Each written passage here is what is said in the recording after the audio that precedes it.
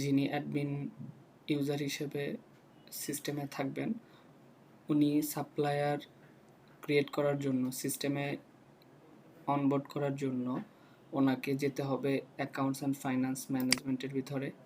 দেন এখানে accounts payable, দেন supplier information, দেন supplier master data.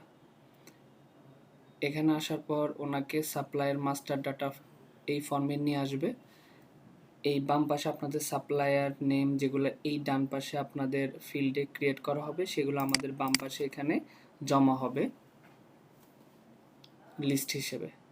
এই ফর্মের ডান পাশটা হচ্ছে আমাদের সাপ্লায়ারের ডাটা এন্ট্রি করার জন্য, আর বাম পাশটা হচ্ছে আমাদের সেভ করা সাপ্লায়ারের নেম শো করার জন্য।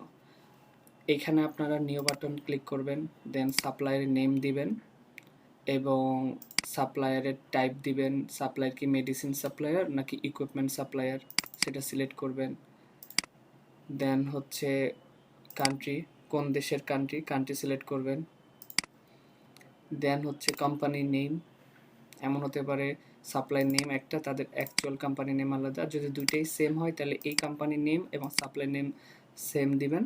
দেন তাদের কোনো অ্যাড্রেস, ডেসক্রিপশান, তারপরে কন্ট্যাক্ট ইনফো থাকলে এগুলো দিবেন এবং কন্ট্যাক্ট পারসন থাকলে তাদের নামগুলো এখানে এন্ট্রি দিবেন।